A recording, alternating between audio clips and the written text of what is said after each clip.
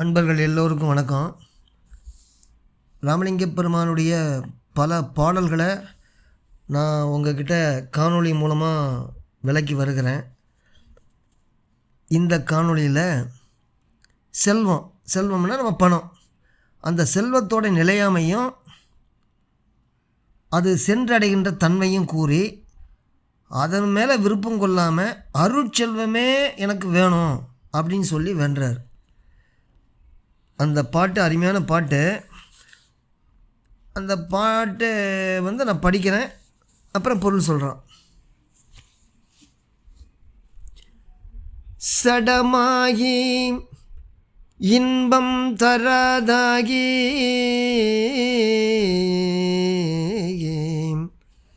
சடமாகி இன்பம் தராதாகி மிகு பெரும் சஞ்சலக்காரமாகி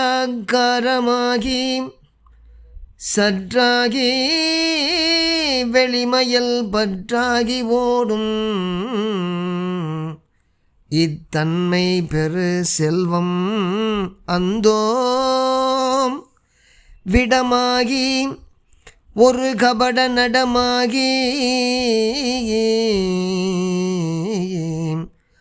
ஆற்றிடை விரைந்து செலும் வெள்ளமாகி வேலை அலையாகி அங்கார வலையாகி முதிர் வேனில் ஒரு மேகமாகி கடமாய சகடமுரு காலாகி நேடு வாய்க்காலோடு நீராகியே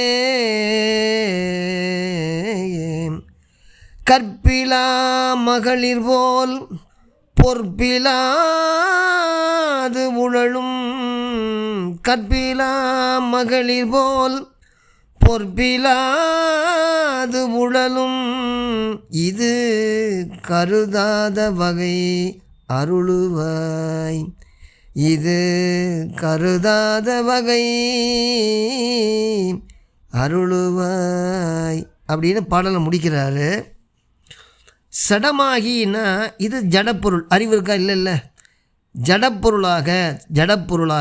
ஜடப்பொருளாய் இன்பம் தராதாகி இன்பம் தருவது அன்றாய் மிகு பெரும் சஞ்சலாகாரமாகி பெரும் மனக்கலக்கம் தரும் வடிவமாக. அப்புறம் என்ன சொல்கிறாரு?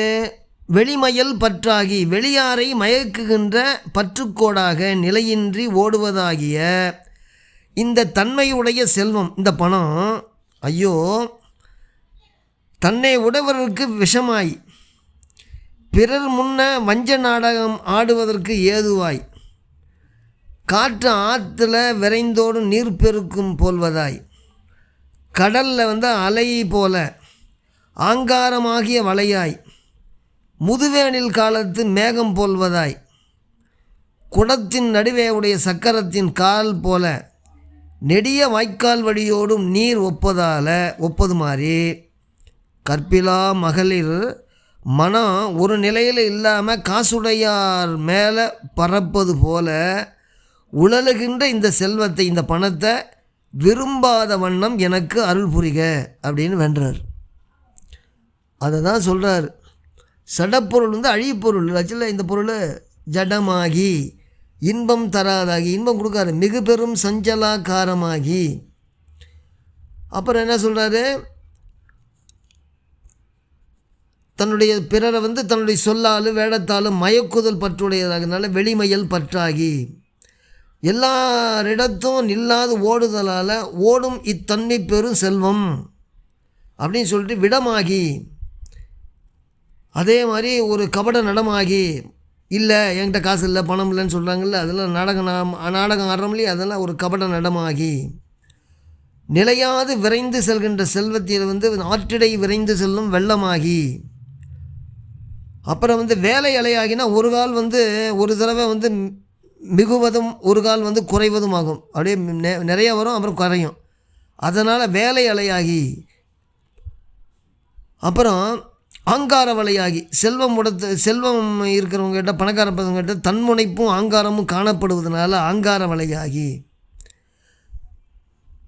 முதிர்வேனில் ஒரு மேகமாகி, அப்படிலாம் அப்படியே சொல்கிறாரு. இப்படிலாம் சொல்லி சொல்லி இந்த மாதிரிலாம் நல்லாருக்கிட்டேயும் கெட்டவங்ககிட்டையும் நல்லவங்ககிட்டையும் கெட்டவங்ககிட்டையும் இருக்கும். அதனால் நீடு வாய்க்கோலோடும் நீராகி, புல்லுக்கு நெல்லுக்கும் போகும் புல்லுக்கும் போகுதில்ல, நெல்லுக்கும் போகும் களைக்கும் போகும். அது மாதிரி நெல்லுக்கு வேண்டாத புல்லுக்கும் பாய்ந்து போடுவது போல் நீடு வாய்க்காலும் ஓடு நீராகியே. ஏன்னா கற்பிலா மகளிர் போல் பொப்பிலாது உழலும். அது மாதிரி இந்த செல்வம் நிலையாது, அதனால் இந்த செல்வம் எனக்கு வேணாம், அருட்செல்வமே எனக்கு வேணும் அப்படின்னு சொல்லி வேண்டுறார். இதுதான் இந்த பாட்டுடைய பொருள்.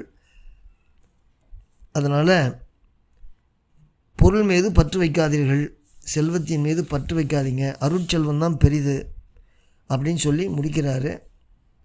அடுத்த பாட்டில் அடுத்த காணொளியில் நம்ம பார்க்கலாம். வணக்கம்.